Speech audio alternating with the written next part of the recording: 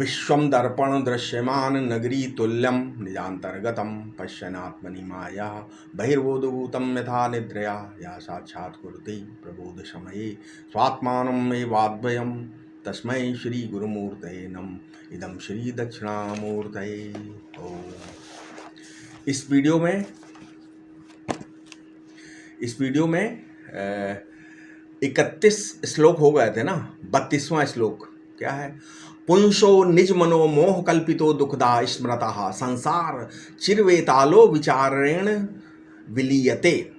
ये संसार हमारे अज्ञान और मोह के कारण दीर्घकालीन दुख और पीड़ा देने वाले भूत के समान है। आत्मा और ब्रह्म की एकता के ज्ञान से, अधिष्ठान के ज्ञान से ये सारा संसार बाधित एवं विलीन हो जाता है। देखो, संपूर्ण सृष्टि की उत्पत्ति, स्थिति और प्रलय अनुभव का विषय नहीं हो सकता। श्रुति का तात्पर्य आपको भूत अनंत भविष्य में ले जाने का नहीं है, अपितु इसी क्षण प्रत्येक देश, प्रत्येक वस्तु में तुम्हें निरंतर जन्म, स्थिति, प्रलय का भान हो रहा है। भान हो रहा है कि नहीं हो रहा है? ये वो भान जिससे हो रहा है वो ब्रह्म है। ठीक है, समझ में आया? ऐसा बोध कराने में है इदम या यह रूप से, है ना, जो भी जन्मादि रूप से जो तुम्हें कुछ भी भासमान हो रहा है वो जिसमें है और जिससे प्रतीत हो रहा है वो आपकी अपनी आत्मा से अभिन्न ब्रह्म है। वो ब्रह्म स्वयं जन्म, स्थिति, लय से रहित है, ब्रह्म चैतन्य है, आपकी आत्मा से अभिन्न है, अनंत वस्तु है। श्रुति का लक्ष्य है कि इस दृश्य से विलक्षण मैं ही हूँ, और जिसमें दृश्य संसार नहीं है उसमें दृश्य भास रहा है। ठीक है, चेतन में जड़ नहीं है किंतु उसमें भासता है, अतः चेतन में जड़ मिथ्या है।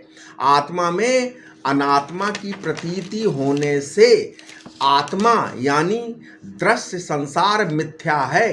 काल का प्रारंभ कहाँ से होता है? अच्छा बताइए। इसी सेकंड से, है ना, इसी वर्तमान सेकंड से काल का वर्तमान प्रारंभ होता है, और इसका सेकंड का आदि और अंत ही काल का आदि और अंत है। ठीक है, इस सेकंड का आदि और अंत ही काल का आदि और अंत है। जिस मुझ में यह वर्तमान सेकंड, है ना, या काल भास रहा है वो मैं काल का भी आदि और अंत का अधिष्ठान है। नहीं है? मैं क्या है? वो काल का आदि और अंत का भी अधिष्ठान है। तो काल का अनादित्व और अनंतत्व मैं ही हूं। ये सिद्ध हुआ कि नहीं हुआ? है ना। तो वेदांत में विषय ज्ञान की एक प्रक्रिया है। ये मोबाइल, अच्छा विषय ज्ञान की प्रक्रिया बता देते वेदांत। मान लीजिए सामने मेरे ये मोबाइल है, ये कहाँ पैदा हुआ? बोले फैक्ट्री में असेंबल होकर बना, है ना। ये साधारण विचार है, साधारण ज्ञान है। अब दूसरा विचार क्या है कि ये मोबाइल का दर्शन किससे हो रहा? नेत्रों के द्वारा हो रहा है। उस नेत्राकार वृत्ति कहाँ है? वो नेत्राकार वृत्ति हृदय में है, तथा उस नेत्राकार वृत्ति का जो अधिष्ठान सबस्ट्रेटम और प्रकाशक है, नहीं, वहीं पर मोबाइल पैदा हुआ। और जिसके बिना इस मोबाइल की सिद्धि नहीं होती और जिसके होने से ही मोबाइल की सिद्धि होती है, तो वही इस मोबाइल का कारण है। अपने विचारों को लाखों वर्ष पीछे मत ले जाओ और ना ही अपने विचारों को लाखों वर्ष आगे ले जाओ। ये देखो कि वस्तु इस समय क्या है, इस पर विचार करो। सबसे पहले हमारे सामने या तुम्हारे सामने मैं आता है कि नहीं तुम्हारे सामने? इसका विचार करो कि मैं है क्या। पता चलेगा यही मैं हृदय गुफा में स्थित स्फुरित मैं या अहम अहम अहम, यही साक्षात ब्रह्म है। और वास्तव में वही समस्त जगत का अभिन्न निमित्तोपादान कारण है। ठीक है, वही मैं अज्ञान के कारण मैं, तू, यह और वह के रूप में स्फुरित हो रहा है। जैसे एक ही रस्सी अज्ञान के कारण माला, दंडा या सांप आदि के विकल्पों में स्फुरित हो रही है। ठीक है, अब इसके आगे 33वां श्लोक क्या है? ईदृशी राम मायेयम या स्वानाशेन हर्षदा न लक्ष्यते स्वभावस्य प्रेक्षमाणा ये वनश्यति। ओ राम, ये माया जो कि इस सृष्टि की उत्पत्ति का कारण है, स्वयं नष्ट होकर आनंद प्रदान करती है। ये माया न सत है न असत है, इसका वर्णन नहीं किया जा सकता। अर्थात ये क्या है? अनिवर्चनीय है, इनएक्सप्रेसिबल है। ठीक है। अच्छा, वेदांत में सत्य क्या है? सत्य की परिभाषा पता है वेदांत में क्या है? और मिथ्या क्या है? वेदांत में सत्य का लक्षण संकेत रूप में बताएगा। बोला अबाध्यत्वम सत्यत्वम। किसी भी देश काल वस्तु या अवस्था में जिसके नहीं होने का बोध न हो सके, है ना, या जो हमेशा अबाधित रहे, वो सत्य है। ठीक है। मैं नहीं हूं ऐसा बोध कभी किसी को नहीं होता, नहीं हो सकता ना। इसलिए मैं पद का जो सच्चा अर्थ है वही सत्य है। और जो कर्म से बनता है वो अनित्य है, और जो दृश्य है वो नष्ट होने वाला है, और जो अध्यस्त है वो अनित्य है, और जो कुछ प्रतीत हो रहा है वो अनित्य है। सांख्य दर्शन और योग दर्शन में दृष्टा दृश्य का विवेक होता है, लेकिन दृष्टा साक्षी ब्रह्म है, ये सांख्य और योग दर्शन नहीं बताता है। ठीक है। केवल दृष्टा इस दृश्य से असंग है। इतना ज्ञान कराकर छोड़ देता है, लेकिन वेदांत इसके और आगे जाता है। वेदांत इसके आगे कहता है कि अपने अभाव के अधिकरण, ठीक है, अपने अभाव के अधिकरण में जो चीज भासती है वो मिथ्या होती है। कैसे? बोले स्वभावाधिकरणे भासमानात्वम मिथ्यात्वम। अर्थात जो वस्तु जहां भासती है ना, प्रतीत होती है, यदि वो वहां नहीं है तो वो वस्तु उसमें मिथ्या होती है। ठीक है। भासती तो है, प्रतीत तो होती है, परंतु मिथ्या है। इसी को दूसरी तरह से कह सकते हैं। कैसे? अपने अधिष्ठान में जहां जो वस्तु दिख रही है उसी अधिष्ठान में उसका अत्यंता अभाव दे रहता है। ठीक है। उसका अत्यंत अभाव रहता है। जैसे दृश्य पदार्थ है ना, कभी दिखते हैं कभी नहीं दिखते हैं, किंतु दृष्टा सदैव रहता है। दृश्य और दृष्टा और दृश्य का अभाव है नहीं। देखिए, क्या दृष्टा तो हमेशा रहा, तो क्या दृश्य और दृश्य का अभाव दोनों दृष्टा के बिना अनुभव में नहीं आते? जबकि दृष्टा दृश्य की अपेक्षा नहीं रखता, इस दृश्य का दृष्टा में नित्य अभाव ही है। नहीं समझे? मतलब दृश्य का दृष्टा में नित्य अभाव है, और जो दृश्याभाव है वो दृष्टा से अलग नहीं है। ठीक है। दृश्य अपने अत्यंता भाव के अधिष्ठान में यानी दृष्टा में भासमान होने से क्या हो गया? मिथ्या है। और दृष्टा सत्य है। मान लीजिए दूर से देखा कि कोई एक महात्मा जी आ रहे हैं, नहीं, अब आपने उत्सुकतावश पास में जाकर देखा तो पता चला कि वो तो कोई श्रीमती जी गेरुआ रंग की साड़ी पहने चली आ रही हैं। तो यहाँ पर पुरुष का भास हुआ स्त्री में, अर्थात पुरुष का भास वहीं हुआ जहाँ पुरुष नहीं था। अतः वहाँ क्या हुआ? पुरुष मिथ्याभासमान था। क्या था? पुरुष मिथ्याभासमान था। और जब स्त्री को देखा तो पुरुष का भ्रम मिट गया। ठीक है। भ्रम भी अपने हृदय में था, और यथार्थ ज्ञान भी अपने हृदय में ही हुआ। इसलिए ज्ञान निवृत्तत्वम मिथ्यात्वम, जो यथार्थ ज्ञान से निवृत्त हो जाए वो मिथ्या है ना। तो यहाँ चेतन की प्रधानता से मिथ्यात्व का लक्षण है। इस प्रकार गाढ़ी नींद में या सुसुप्ति में मैं पद का अर्थ आत्मा तो रहता है, परंतु यह पद का अर्थ जगत नहीं रहता। अर्थात जगत इसी मैं में भासता है जहां वो नहीं है। ठीक है। इसलिए मुझ आत्मा में ये जगत क्या हो गया? मिथ्या हो गया। इसीलिए सृष्टि प्रक्रिया में छांदोग उपनिषद में भी क्या आया? सत एव सौम्य इदम अग्र आसीत एक मेवा द्वितीयम।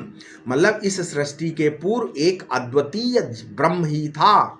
और तैतरीय उपनिषद में भी लिखा है क्या? यतो वा इमानि भूतानि जायन्ते येन जातानि जीवन्ति यत् प्रयन्ति अभिसम विशन्ति तद विजिज्ञासस्व तद ब्रह्म है। जिससे जगत की उत्पत्ति स्थित लय आदि होते हैं वो ब्रह्म है। इससे सिद्ध हुआ कि ब्रह्म सत्य है और जगत मिथ्या है।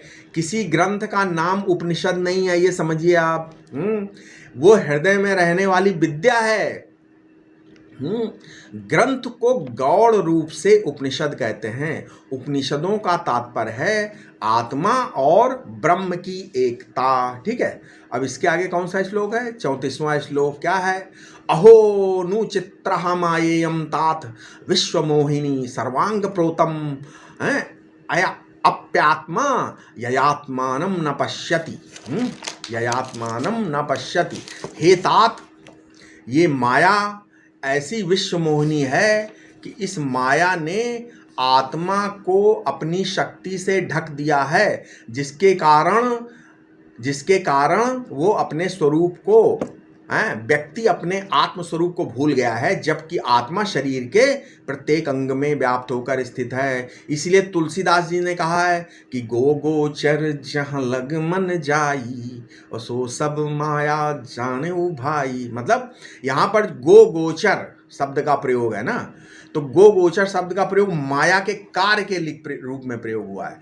माया या शक्ति कभी किसी को दिखाई नहीं देती, कार्य को देखकर शक्ति का अनुमान होता है। इसीलिए निरालंबो उपनिषद के अनुसार ब्रह्म या परमात्मा की शक्ति का नाम माया है या प्रकृति है, ऐसा कह सकते हैं। ठीक है, जैसे जले हुए लाल कोयले को देखो, है ना, देखने से ये नहीं पता चलता है कि ये दाहक है, जला देगा, लेकिन उसको छू लेने पर जलन का अनुभव होता है। लेकिन आग के अंदर जो दाहिका शक्ति है उसको हम नहीं देख सकते। ठीक है, इसलिए माया के कार्य को भी माया कहा गया है ना। सांख्य दर्शन की दृष्टि से प्रकृति का प्रथम कार्य कौन है? महतत्व। महतत्व का कार्य कौन है? अहम तत्व।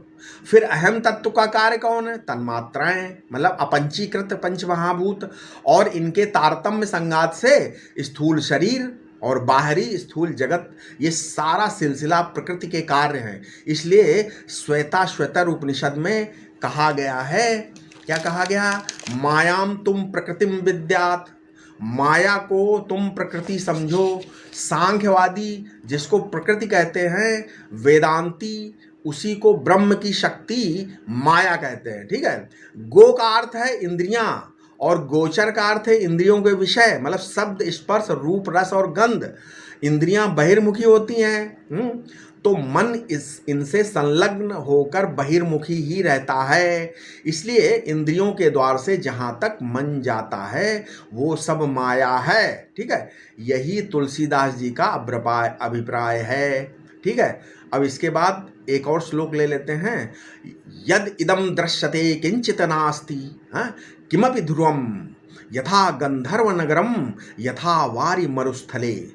जैसे आकाश में गंधर्व नगर और रेगिस्तान में बालू में मृग मरीचिका होना यानी पानी का भ्रम होता है। ठीक है, वैसे ही ये संपूर्ण जगत जो कि सत्य मालूम पड़ता है वास्तव में मिथ्या ही है। अच्छा, एक शंका लोग करते हैं कि वेदांती लोग संसार को मिथ्या कहते हैं, लेकिन उन सबके सिर पर तो हमेशा संसार सवार रहता है, नहीं होता है। देखो, वेदांती जगत की इंद्रियों द्वारा प्रतीति को मिथ्या नहीं कहते हैं, समझिए यहाँ पर, बल्कि उसके अर्थ को मिथ्या कहते हैं। जैसे आकाश में नीलिमा प्रतीत होती कि नहीं होती, परंतु आकाश के स्वरूप में नीलिमा ना होने से मिथ्या है। जहाँ जो वस्तु ना हो और दिखाई पड़े वहाँ वो वस्तु मिथ्या होती। वेदांत कहता है क्या कि प्रतीति का प्रकाशक और आश्रय मतलब अधिष्ठान एक ही अपरिच्छिन्न ब्रह्म चैतन्य है। अतः प्रतीति और व्यवहार्य, है ना, होने पर भी वो मिथ्या है, क्योंकि प्रतीति ब्रह्म से अभिन्न है और ब्रह्म के स्वरूप में ब्रह्म के अतिरिक्त कोई वस्तु नहीं है। ठीक है, अच्छा, दूसरी शंका ये होती है कि वेदांत कहता है कि अपने आप को जानो, तो भैया तो अपने आप को तो सब जानते हैं, नहीं जानते हैं, लेकिन वेदांत कहता है अपने आप को ब्रह्म जानो।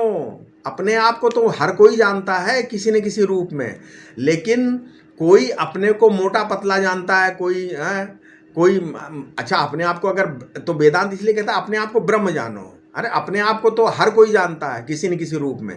कोई अपने आप को मोटा या पतला होने का प्रयत्न क्यों करेगा अगर नहीं जानेगा? गरीब से धनी होने का प्रयत्न क्यों करता है ना?